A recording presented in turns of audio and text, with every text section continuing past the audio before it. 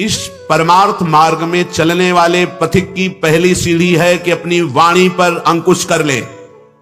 वांग निरोधो योगस्य प्रथमम द्वारम, मौन का आश्रय ले लो। ज्यादा बोलने का अभ्यास ही नहीं होना चाहिए। बड़े अपराध बन जाते हैं, निंदा स्तुति बन जाती है, दोष दर्शन होने लगता है, वो साधक गिर जाता है। मौन का स्वभाव बनाना चाहिए। जड़ मौन यहां वृंदावन में ठीक नहीं। यहां हम राधा राधा बोलेंगे, प्रभु की चर्चा बोलेंगे, कोई प्रश्न करेगा तो जो शास्त्र सम्मत बात है उत्तर देंगे, नहीं तो मौन रहेंगे। प्रपंच की तरफ से पूर्ण मौन होना चाहिए। आपको पहली बार कोई खड़ा करके बात कर रहा है, समझ में आया कि इससे बात करना प्रभु को भूल जाना है, अगली बार से वो कहेगा राधे राधे, उत्तर नहीं देना। श्री हरिवंश, उत्तर नहीं देना। अंदर से श्री हरिवंश बोले चल दिए। हमें किसी से क्या लेना देना। हम किसी का अहित नहीं करेंगे, अमंगल नहीं करेंगे, हम किसी पर दोष दर्शन नहीं करेंगे, पर हम अपनी वृत्ति को भगवदाकार करने आए हैं। ये नहीं कि कोई हमसे बोले तो हम बोलना जरूरी है, नहीं। कोई प्रश्न करे तो बोलना जरूरी नहीं। उपासक हो, आप कृपा करें तो बात कर ले, ना चाहे तो बिल्कुल आपके ऊपर कोई शासन नहीं कि आपको बात करना ही पड़ेगा, ऐसा सिद्धांत नहीं है। योगस्य प्रथमम द्वारम वांग निरोधो, सबसे पहली साधना है वाणी को रोक ले। बोलने से बहुत शक्ति नष्ट हो जाती है। जैसे हम भगवत चर्चा करें तो इससे शक्ति बढ़ती है, लेकिन प्रपंच की वार्ता करने से वाणी की शक्ति नष्ट हो जाती है। जब आपकी जबान अपवित्र हो गई तो नाम कैसे चलेगा? जब वाणी अपवित्र है तो आपके अंदर शास्त्रीय कैसे शब्दों का भाव आ पाएगा? नहीं आ पाएगा। महावाक्यार्थस्य विचारिताम, आप नहीं विचार करने की क्षमता वाले रहेंगे। यदि आपने व्यर्थ की बातें शुरू कर दी, अश्लील भाषण बोलते, गंदी भाषा बोलते, तो आप में कभी विचार शक्ति ही नहीं रह जाएगी कि आप शास्त्रों के, संतों के वाक्यों का मनन करने की सामर्थ्य रखें। खो देंगे सामर्थ्य। बहुत अमृतमय वचन निकलते हैं मौन वाणी को पावन रखने वालों के, एकदम शहद में डूबे हुए वचन। इसलिए वाणी पर अंकुश कीजिए। जरूरत हो तो बोलिए, नहीं तो मौन। श्री जी का जस गाइए, नाम कीर्तन कीजिए, इसके अलावा मौन रहिए। इन नियम ले लीजिए। जब आए हो भगवत प्राप्ति के लिए तो काहे को बख्शो।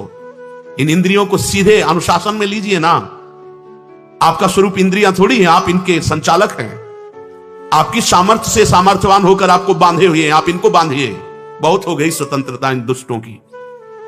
माता देहूती जी भगवान कपिल जी से कहती, मैं ऊब गई इन दुष्ट इंद्रियों से भोग भोगते हुए, नाथ अब वो उपाय बताइए जिनसे इन दुष्ट इंद्रियों के कब्जे से मैं बाहर निकलूं। माता देहूती जी, ये बहुत दुष्ट है। ये कुछ मिनट तो लगेगा, बहुत शांत है और भगवत स्वरूप में लगने वाली हैं, और एक क्षण में गिरा के ऐसे नर्क में खड़ा कर देंगी जहां पश्चाताप ही होता है, हाथ कुछ नहीं लगता। योगस्य प्रथमम द्वारम वांग निरोधो, फिर अपरिग्रह।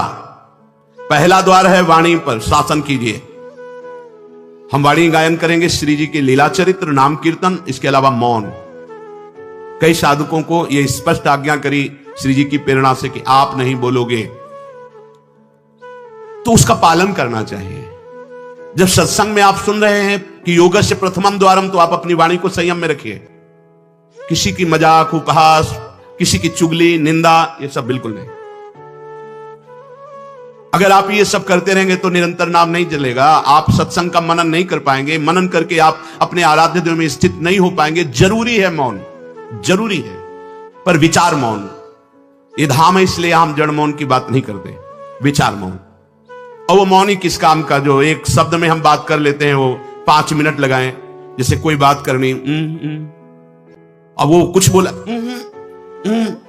अब उसमें पूरी एकाग्रता, पूरी शक्ति नहीं, सीधे बोल दे, स्विच ऑफ कर दे, क्या चला गया। जड़ मौन के लिए फिर ना ऊ कुछ नहीं, ना लिखना, ना पढ़ना, ना कुछ, बिल्कुल बालवत परमहंस स्थिति। कोई प्रश्न नहीं, कोई उत्तर नहीं, एकदम जड़वत, जीते जी मृत, जीवन मुक्त होने के लिए। तो वो ये श्रीधाम वृंदावन है, यहां उचित नहीं, क्योंकि यहां राधा नाम स्वयं हरि रटते हैं, तो हमारी जबान की सार्थकता है। राधा नाम कीर्तन करें, वाणी जी का गायन, इसके अलावा मौन रहे। दूसरा अपरिग्रह, उतना ही स्वीकार कीजिए जिससे आपकी जीवन यात्रा चलती, इसके बाद नहीं। एक भी वस्तु एक्स्ट्रा आपके पास नहीं होनी चाहिए। क्यों होनी चाहिए? जब रोज का रोज श्री जी दे रही तो तुम्हें एकत्रित करने की जरूरत क्या है? आपको जो दिनचर्या में चाहिए बस उतना ही, इसके आगे नहीं। एक भी कंबल एक्स्ट्रा नहीं रखना होना चाहिए, एक भी वस्त्र नहीं, एक्स्ट्रा नहीं होना चाहिए। जो हमारी दिनचर्या में आ रहे हैं कि 2 कॉपिन, 2 मार्किन, बनियान, स्वेटर, 1 कंबल या 2 कंबल, जिससे आपकी दिनचर्या कट रही, बस इसके अलावा आपके पास कुछ नहीं। आपकी जो दिनचर्या है, वो दिनचर्या जो प्रभु दिए हुए हैं शरीर पालन पोषण के लिए, शरीर के लिए उतनी आवश्यक है। अगर सही दिनचर्या करनी तो राइट टाइम पे आपका पहले कंबल हटना चाहिए। समय कंबल फेंक दिया, तो अब अपनी दिनचर्या में लग जाओ। काहे को शरीर को इतना दुलार करके बबुआ बनाए हुए हैं, कान के कंटूप ऐसे बांधे, मुंह में ऐसे बांधे, ऐसे क्या होना है इसको? ये जड़ शरीर है, जितना प्यार करोगे उतना ही परेशान करेगा ये। हाँ, इसको ज्यादा नहीं, आहार दे दिया, संयम नियम से स्नान ध्यान पूजा पाठ, हर समय भगवत चिंतन। ये जड़ है, अभ्यास है। यहां कौन बांधता है कुछ? 12 महीना झेलता है नहीं मस्तक आओ, ये सब कौन बांधता है? ऐसे अभ्यास। चलो इतने कमजोर अभ्यास के हैं तो जितना उचित वस्त्र उतना पहन लिया। अब ये नहीं कि सोमवार को हरा, मंगल को नीला और बृहस्पति को पीला, और अलग अलग दिन के अलग अलग स्वेटर, अलग अलग दिन के अलग अलग। भैया ये विलासिता नहीं। भगवत प्राप्ति करनी तो एक स्वेटर में 10-5 साल तो कटी जाएंगे, दूसरा हम क्यों लें? एक जिपर मिल गया, उससे शरीर ढक लिया, 10-5 साल चलेगा, 2-3 महीने पहनने को होता है। हर साल नया तो हमें क्या कारण? हमें कहीं जाना है क्या पार्टी में? हमारी यही पार्टी, बाबा जी की पार्टी, भगवत मार्ग के पथिक है। उचित उचित बिल्कुल नहीं सर। बहुत वो इसको दुलार करने का मतलब है अपना पतन करना। सच्ची मान लीजिए, इसका पतन करना। वयोवृद्ध है, रोगी शरीर, वो अलग बात है। थोड़ा तो आनंद लीजिए प्रकृति का वार सहने का। अगर शरीर रुग्ण नहीं है, जवान शरीर हो, ब्रह्मचारी हो, आग है अंदर, सहो हर प्रकृति के वार को। गर्मी सर्दी बरसात भूख प्यास, सच्चिदानंद में स्थित हो जाओ, तुम्हारा बाल बांका भी कोई नहीं कर सकता। अब मार दिन में 50 बार शीशा देखना, अब वो फंसाएगा कि नहीं फंसाएगा? चेहरा फंसाएगा ना। तिलक के सिवा दोबारा शीशा नहीं देखना चाहिए। इस देहाभिमान के राग को काटना कि पुष्ट करना है। जय बार निकले तय बार देख करके हर सेटिंग किसको दिखा रहे हो यार? क्या तुम किसी को लुभायमान करना चाहते हो क्या? हरि को? तुम्हारे इस पार्थिव शरीर पे लुभायमान होने वाले नहीं, और जो लुभायमान होगा तुमको नष्ट कर देगा। तो हमें इसको बिगाड़ के रखना है, इसको सजा के नहीं, भगवत प्रसादी आदि लगाए। हमारा देहाभिमान बार बार हमको गिराने की कोशिश करेगा। ये हम जो हंसी मजाक में भी कह रहे हैं, इसको अच्छे से समझना। ये जो 2 प्रकार की पद्धति रखी गई है कि आप मुंडन करवा के रखिए क्योंकि आपके बालों से शोभा बढ़ेगी, और आप बाल रखा के रखिए क्योंकि आपकी शोभा बिगड़नी चाहिए। रज लगा के रखिए कि आपको ही आपके शरीर में राग ना रह जाए। बात यहां किसी के दिखाने के लिए नहीं है। आपके शरीर में आपको राग ना रह जाए। आप बार बार साबुन लगाएंगे, तेल लगाएंगे, बार बार शीशा कंघा और अपने चेहरे को सजाएंगे तो देहाभिमान पुष्प होगा, ये नष्ट करेगा। कुछ नहीं है, बड़ी दुर्गति है, मान लीजिए। इसका अंतिम परिणाम आग में जलना है। चाहे जितने चिकने कर लो गाल, चाहे जितने लाल कर लो, मरना है, पक्की बात समझो। तो जीते जी अमरत्व क्यों नहीं प्राप्त करते? अरे ऐसा रूप प्राप्त करो जिसमें गाल लाल ही रहते हैं, लालिमा लगानी नहीं पड़ती। श्री जी की दासी लक्ष्मी कोटि विलक्ष लक्षण लसल लीला किशोरी सतई, करोड़ों लक्ष्मी आश्चर्यचकित हो जाए, ऐसा रूप श्री राधा दासियों का है। गीध देह तज धरि हरि रूपा, गीध ने शरीर त्यागा, हरि रूप होकर धाम जा रहा है। बाहरी लाली लगाने से थोड़ी हरि मिल जाएंगे, बाहरी श्रृंगार से थोड़ी हरि मिल जाएंगे। प्रार्थना मान लीजिए कुछ दिन का है, धोखे में मत फंसिए। ये धोखा है। खेत में रक्षा करने वाले एक धोखा टांगते हैं, पैंट शर्ट टोपी लगा के, वहां कोई नहीं होता, लेकिन पशु धोखे में हो जाते हैं। यह धोखा है। अगर पशुवत बुद्धि रखोगे तो यह धोखा तुम्हें पूरे जीवन, पूरा का पूरा जीवन नष्ट कर देगा। इसी धोखे से निकलने के लिए हमें अवसर मिला है। योगस्य प्रथमम द्वारम वांग निरोधो अपरिग्रह, वाणी से मौन रहिए, जितनी आवश्यकता है उतना वस्त्र लीजिए। एक संत भगवान आए थे, एक मार्किन से बांधे हुए थे, साल उड़ाया तो बोले आपकी आज्ञा इसलिए ओढ़ लेते हैं। तो हमका किसी बाहर निकल के किसी को दे देना, हमारी श्री जी की प्रसादी, इसलिए हमारी प्रसन्नता के लिए। तो उनका ओढ़ लेते हैं, पर महाराज हम रहते ऐसे ही। उनका धन्य है, नौजवान हो, बहुत सुंदर है।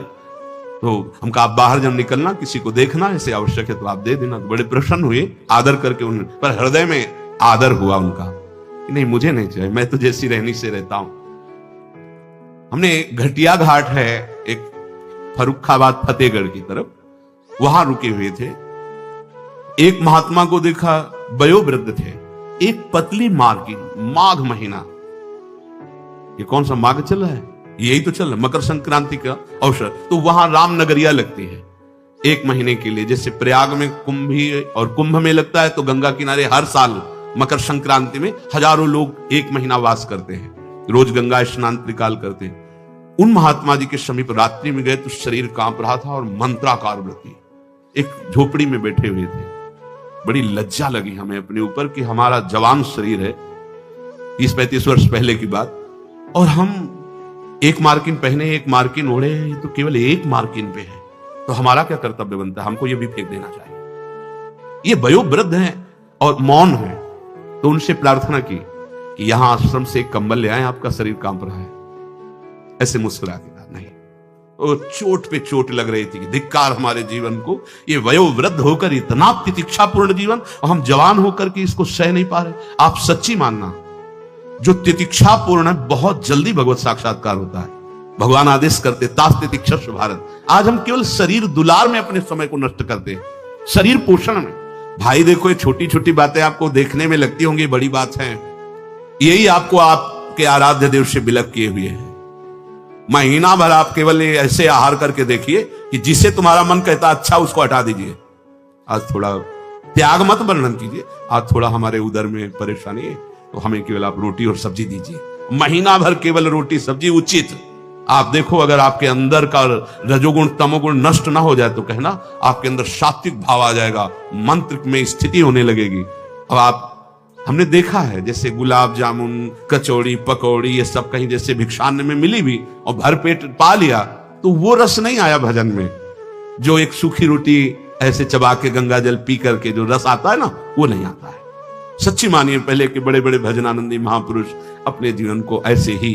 तो अपरिग्रह ये बहुत बड़ी बात है, साधक यहां चूक करता है। देखो, आप लोग तो इतने बढ़िया अवसर पे हैं कि आपको ना किसी से मांगना है, ना आपको अपनी कोई परवाह होनी चाहिए, क्योंकि श्री जी व्यवस्था कर रही है।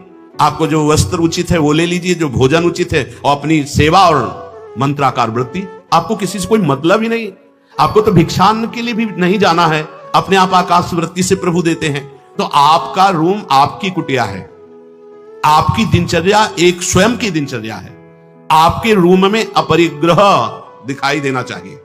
बिछाने का, एक ओढ़ने का, जो आप जितना सहन कर सकते हैं उतना। अगर आप एक कंबल से रात काट सकते हैं तो दूसरी मत डालिए, चाहे 10,000 रखे हो, आपको क्या मतलब है? पूरी सृष्टि में सब भोग सामग्री आपके लिए है क्या?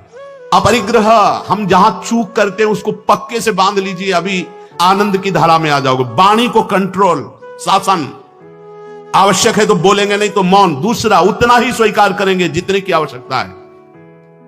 भगवदानुभूति के लिए एक बार तो आग लगनी चाहिए जीवन में, कि जीवन मृत तुल्य होना चाहिए। यहां जरा सा साधन बना कि पोस्टर बैनर में आ गए, प्रशंसा में आ गए, कैसे भगवत प्राप्ति होगी? अपरिग्रह। और आगे, निराशा च निरीहा च नित्यम एकांत शीतला।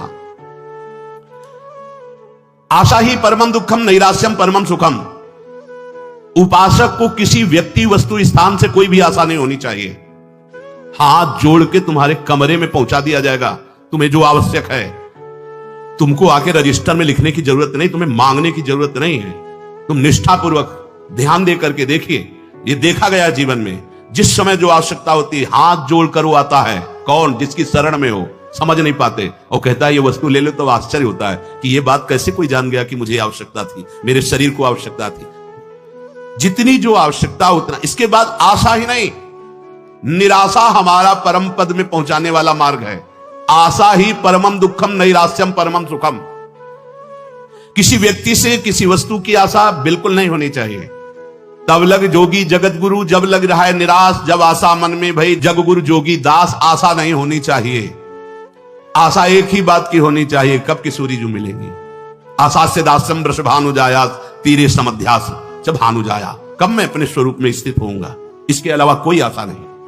शरीर की आवश्यकता है, मान लो यहां सुविधा है कि भाई आप यहां से ले लीजिए, तो आप ले लीजिए, नहीं तो किसी से मांगने की जरूरत नहीं। कभी तो ऐसे रहना सीखो ना, कोई आशा नहीं, कोई इच्छा नहीं, और आप हृदय की बात जानते हो। आप देखना, आपको जो शरीर की जरूरत हो आप देखते रहना, देते रहना। बिल्कुल बिल्कुल वो एक एक कदम पर देखते हैं। जो अव्यवस्थित, तो हमने देखा है एक एक कदम पर व्यवस्था। आपको अपने स्वामी पे विश्वास होना चाहिए, आशा किसी से नहीं। आशा एक राम जी से दूजी आशा छोड़ दे, नाता एक राम जी से दूजो नाता तोड़ दे। यहां संसार आशा में ही तो दुख को प्राप्त हो रहा है। पिंगला वैश्या को भगवान दत्तात्रेय जी ने गुरु माना क्योंकि उसने आशा का त्याग कर दी। आशा नहीं, अब मैं पुरुषों से आशा करती थी, अब परम पुरुष से आशा करूंगी, अपने आत्मस्वरूप से। अब किसी की जरूरत नहीं, मैं किसी से रमण की आशा नहीं करूंगी, एकमात्र अपने आत्मस्वरूप। उसी समय उसको गुरु मान लिया। पहला वाणी का मौन, उचित बोलो। दूसरा सामान उतनी रखो जितनी आवश्यकता हो। तीसरा किसी से आशा मत रखो। चौथा निरीह, किसी भी तरह की लोक परलोक की कोई कामना नहीं। बड़ा आनंद। अभी देखो जीवन मुक्त हो जाओगे। किसी से लोक की कोई आवश्यकता नहीं, लोक वस्तु की, और निरीह, कोई कामना नहीं। कितना हृदय अभी आनंदित हो जाएगा, प्रसन्न हो जाएगा। जैसे पीछे कहा कि अंतर्मुख होकर निष्काम होकर जो भजन होता है उसमें मन प्रसन्न हो जाता है। उसी अखंड प्रसन्नता में परमात्मा साक्षात्कार होता है। निरीह, कोई इच्छा नहीं। आज क्या पाएंगे? कोई इच्छा ही नहीं आनी चाहिए। कुछ स्पेशल प्रार्थना होती, कुछ स्पेशल तो राधा नाम है, राधा रूप है, वो आप दे सकते हो तो दे दीजिए, नहीं वो तो नहीं, तो फिर और स्पेशल क्या हो सकता है? ये तो सब पार है संसार के। ये साधक, उपासक, चाहे गृहस्थ हो चाहे विरक्त, एक निष्ठा होनी चाहिए, एक निष्ठा। एक नए साधक को हमने देखा कि कपड़ा ऊपर से पड़ा था और गमछा पेट में बंधा था। जब प्रसाद पाने के लिए बैठे, किसी जगह हम रहते थे, वो आए थे मंडली से, तो हम संतों पर बहुत सूक्ष्म दृष्टि, उनके व्यवहार, उनके आचरण से, क्योंकि सब कुछ सीखने को मिलता है। तो देखा कि खींच के पेट में गमछे से गांठ बंधी थी जब वो प्रसाद को बैठे, वो पहले नहीं बंधी थी। तो उनके नजदीक गए और कहा, महाराज जी इसका क्या रहस्य, आप गमछा बांधे? बोले साधन में एक उचित आहार चाहिए, तो मुझे पता चल जाता है जहां थोड़ा पाया तो इतने में एक हम इतनी गमछा नाप का, उसमें 3 गांठ, तो उतना नित्य। बोले कभी ज्यादा आहार नहीं, यद्यपि ये प्रथम साधना के लिए ऐसा है, नहीं तो एक सामने से आहार का निश्चय किया जाता है। इतना आहार, फिर चाहे कितना अमृत हो उसके ऊपर नहीं होना चाहिए। साधु को बार बार नहीं लेना चाहिए। ये जो नहीं पूड़ी बोले हाँ डालो, खीर हाँ 4 पूड़ी रख दो, इतने सब्जी रख दो, दोबारा आप पूछिएगा किसी से, हमारे से पूछने की जरूरत नहीं। ऐसे दिन चल गया। नहीं, गरम भैया, गरम और नरम दोनों से मतलब नहीं है। महापुरुषों ने देखो, एक बार उड़िया बाबा प्रसाद पवा रहे थे स्वयं खड़े होके, तो 2 प्रकार की पूड़ी बनवाई थी, एक पतली और पकी हुई, और एक मोटी लंबी कच्ची। पकी हुई नीचे रख दिया और कच्ची वाली ऊपर रख दिया, और आप खड़े हो गए ऐसे। तब नवीन साधक ऐसे पाए। उनमें से 50 नीचे वाली पूड़ी ऊपर करके शुरू किया, और कई साधक ऊपर से शुरू किए। तो जो नीचे वाली तुमसे कहा खड़े हो जाओ, वो तो महापुरुष थे, जाओ ब्याह करो जाके, गर्मा गर्म बहू के हाथ पाना, बाबा जी बनने लायक नहीं हो। ऐसे सीधे डांट लगे, कान पकड़ा, महाराज जी गलती हुई। नहीं, आपने ऊपर वाली को नीचे क्यों किया, नीचे वाली को ऊपर क्यों किया? क्योंकि वो पकी थी ना, तुम्हारी स्वाद पर दृष्टि थी ना, इसलिए स्वाद का पोषण करना है तो घर जाओ। भगवत मार्ग में चलने के लिए स्वाद मिटाना है, केवल भगवत स्वाद लेना है, भगवत आनंद का स्वाद लेना है। कितना कठिन लग रहा होगा? कुछ कठिन नहीं है। जब लक्ष्य बन जाता है भगवत प्राप्ति तो सब सहज हो जाता है। नहीं खान पान ते भावे है, नहीं कोमल वसन सुहावे है, सब विषय लगे ते खारा है, हरि आशिक का मग न्यारा है। समझो इस बात को। यहां इतना डबल होता जा रहा है शरीर, चर्बी बढ़ती जा रही है, पीछे भी पेट में भी, कि आसन में अगर कहा जाए पद्मासन में 20 मिनट बैठो तो बैठने की हिम्मत नहीं रह गई, तो क्या साधना करोगे? बिल्कुल ये बात होश में रखिए। शरीर को बढ़ावा देना, बिल्कुल अपना नाश करना है। उचित आहार ऐसा कि पाने के बाद तुरंत आसन में 1 घंटे बैठना पड़े तो आपको कोई परेशानी न हो। मान लीजिए आप उदर नहीं है, आप प्राण नहीं है, आप रसेंद्री नहीं है, आप मन नहीं है, उचित आहार दीजिए, रात दिन भजन में लगी, अभी सात्विक भाव आ जाएगा। सात्विक भाव नहीं आ रहा। ईमानदारी से देखिए आप कितना समय मोबाइल में नष्ट करते हैं, जिनके पास मोबाइल है। ईमानदारी से देखिए आप कहीं अंतर्मुख अध्यात्म की वृत्ति से युक्त हो पाएंगे? आप रजोगुणी भोजन करते हैं, आप टच वाला मोबाइल रखते हैं, आप अधिक समय उसमें, भले आप इधर उधर, क्या समय नष्ट कर रहे हो? एक एक सेकंड इतना है। जब कोई जरा सी व्यर्थ की बात करता है तो चिड़चिड़ाहट पैदा होती कि ये तुम अपना समय नष्ट कर रहे हो, समय नष्ट कर। अरे जितने सेकंड में हम राधा राधा बोलते उतने में तुमने व्यर्थ बात सुना दी, व्यर्थ बात। चलो गृहस्थ आश्रम में व्यापार नौकरी आदमी तो उसको बेचारे को विवशता है, लेकिन आप भगवत मार्ग के पथिक है। आपका बिल्कुल एक एक मिनट बड़ा कीमती है, एक एक मिनट जगत मंगल के लिए है। हम 1 मिनट में 10 बार 20 बार नाम लेंगे और वो नाम जगत को देंगे कि जगत का मंगल हो, तो हमारी साधुता सुरक्षित हो गई। निरीह इच्छा रहित और नित्य में एकांतशीलता, नित्य एकांत में शांत भाव से, शीतल भाव से। एकांत बहुत खतरनाक है नवीन उपासक के लिए, यह अनुभव की बात है। जहां आप अपने कमरे में जाएं तो समाज से ज्यादा सावधान हो जाएं। पक्की बात कह रहा हूं। समाज में तो बहुत शालीन गंभीर स्वभाव अपने को रखना ही पड़ेगा, क्योंकि हजारों की दृष्टि है। एकांत में किसी की दृष्टि नहीं है, उसकी दृष्टि है जिसके लिए आप बाबा जी बने हो या जिसके लिए आप भगत बने हो। अब एकांत आपका कहां जा रहा है वो खुद देख रहा है। जो शास्त्र शीर्षा पुरखाहा सहस्राक्षा सहस्त्रपात, वो प्रभु देख रहा है कि तुम्हारी एकांत में प्रिय वस्तु क्या है। मोबाइल, सांसारिक नौटंकी नाटक, या विषय चिंतन, या विषय क्रिया, वो देख रहा है। और अगर आप एकांत में शास्त्र स्वाध्याय कर रहे हैं, नाम जप कर रहे हैं प्रभु के लिए, तो वो देख रहा है, वो भी देख रहा है। इसलिए प्रार्थना है नित्य में एकांतशीलता। आपका स्वभाव एकांत में बहुत ही सावधानी पूर्वक समय कटने वाला हो। एकांत साधु का सही तो परमार्थिक। कैमरे के आगे तो सब सही बोलेंगे, सही देखना होगा, सही हरकत में रहना होगा। एकांतिक आपकी हरकत क्या है, एकांत में आपका चिंतन क्या है, यही खास बात होगी। 2 मुखड़े होते हैं, एक होता है सामाजिक, एक होता है एकांतिक। सामाजिक से भी एकांतिक सावधान साधु का मुखड़ा होता है। और साधु का समाज में बहुत बढ़िया और पीछे कुछ और होता है। हर एक व्यक्ति की बुद्धि में 2 बुद्धि होती है, एक होती सुमति, एक होती कुमति। एक होती दैवी संपदा को वर्धन करने वाली सुमत, एक राक्षसी संपदा को। अर्थात कुछ ऐसे मुखड़े होते हैं जिनका एक मुखड़ा तो देवता होता है, दूसरा राक्षस होता है।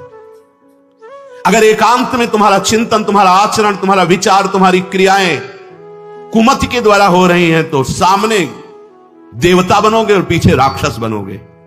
ये दुमुही चाल भगवत प्राप्ति के लिए बहुत बाधक बात है। जो तुम्हारा एकांत वही समाज, जो समाज वही एकांत।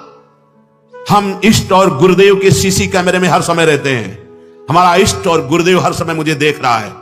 दरवाजा बंद करने पर हम एकांत नहीं हो गए, वो गुरुदेव की दृष्टि है, हमारे आराध्य देव की दृष्टि। हमें पहले सोचना चाहिए, कुछ करने के पहले, कुछ देखने के पहले, कुछ सोचने के पहले, कि अंतर और बाहर दोनों जगह मेरे गुरुदेव सुन रहे हैं, देख रहे हैं, मेरे आराध्य देव सुन रहे हैं, देख रहे हैं। इसलिए नित्य में एकांतशीलता, एकांत में बहुत शीलवान, धैर्यवान, विनम्रता पूर्वक अपने मन को समझा करके केवल प्रियालाल में लगाना।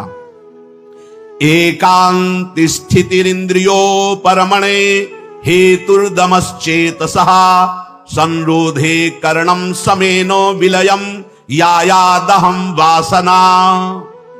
एकांत में रह करके बढ़ी हुई इंद्रियों के वेग का दमन करता है साधक, क्योंकि एकांत में इंद्रियां बहुत प्रबल हो जाती है। मन, इंद्रियां, खास जिस समय आप शयन करने जाते हैं उस समय बहुत सावधान।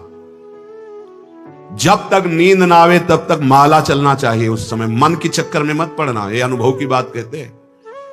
जब तक आपको नींद ना आवे तब तक बैठ जाइए, माला चलाना शुरू कर दीजिए। शयन के समय खास, जिस समय आप अपने कक्ष में गए शयन करने, मोबाइल हो तो सबसे पहले कमरा बंद करने के पहले स्विच ऑफ करो, उसको बंद करो मोबाइल को। प्रार्थना मान लेना, अगर प्रार्थना मान लोगे तो प्रार्थना करने योग्य हो जाओगे।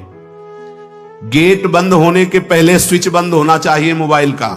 अब अपने कमरे में शयन के लिए गए हैं, माला हाथ में लेकर बैठ जाओ। जब नींद आने लगे तो और धन्यवाद है कि माला छाती से लगा हुआ सो गए, धन्यवाद।